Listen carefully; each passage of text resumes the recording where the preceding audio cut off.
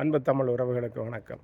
வாழ்தலின் இது ஒரு 2012ஆம் ஆண்டு நடந்த ஒரு சம்பவம், உண்மை சம்பவம். அதை நான் உங்களுக்கு சொல்கிறேன். என்னென்னு சொல்லி சொன்னால், நாங்கள் அப்போ தான் ஃபார்ம் வாங்கி போனாங்க அங்கே. இப்போ நாங்கள் ஃபார்ம் இருக்கிற இடத்துல அப்போ நானும் 2 பிள்ளைகளும் மனுஷன், நாங்கள் 4 பேரும் தான். ஒரு ப்ரௌன் கலரோ அல்லது வேறு கலர், மற்ற எல்லோரும் வெள்ளையில். அப்போ அங்கே ஒரு பிரச்சனை ஒன்று போய் கொண்டிருந்தேன். என்னென்னு சொல்லி சொன்னால், ஒரு பெரிய நிறுவனம், ஒரு சாப்பாடு கடை ஒன்று வந்து பெரிய, நீங்கள் உங்களுக்கு எல்லாம் தெரிஞ்ச ஒரு நிறுவனம், அந்த பேர்களை சொன்னால் பிரச்சனை.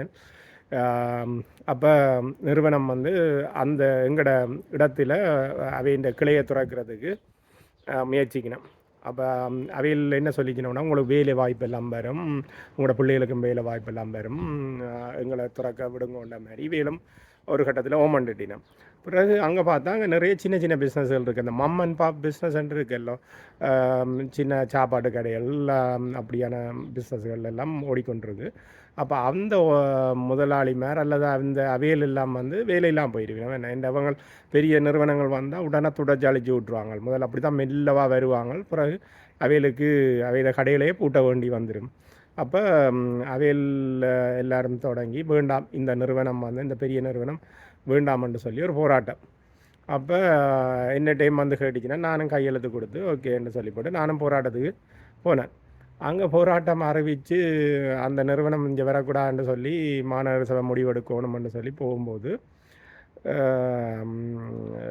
அவங்கள், அது பெரிய நிறுவனம் தானே, அவங்கள் போலீஸுக்கு அடிச்சு விட்டாங்க. போலீஸுக்கு இப்போ ஃபோன் பண்ணினோடனே போலீஸ் கிட்டத்தட்ட ஒரு முன்னுக்கு அந்த காணியை சுற்றி நிற்கிது. 6-7 போலீஸ்கார் அது இதன்னொன்னே இவங்களை எல்லோரும் விட்டுட்டு பறந்துட்டாங்க. துண்டக்கான துணியாக எல்லோரும் ஓடிட்டாங்க. இப்போ நான் மட்டும்தான் நின்றேன். அப்போ நான் ஓபிபி கமிஷனருக்கெல்லாம் சொல்லி இதண்டி கதைச்சு கொண்டிருக்கேன்.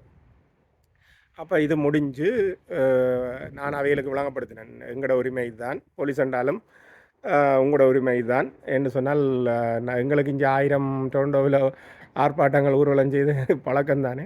அப்போ நான் பயப்படலை. இப்போ இவையிட்ட நான் சொன்னேன், இனிமேல் இப்படின்னா நான் பெற மாட்டேன் என்று சொல்லி சொன்னேன். நீங்கள் எல்லோரும் ஓடிட்டீங்க, நான் மட்டும்தான் நிற்கிறேன், நீங்கள்லாம் ஒரே நிறம், நான் இப்போ தான் இந்த இடத்துல காணி வாங்கிட்டு வந்தேன், நீங்களே இதுகளை பிரச்சனையில் பாருங்கோ.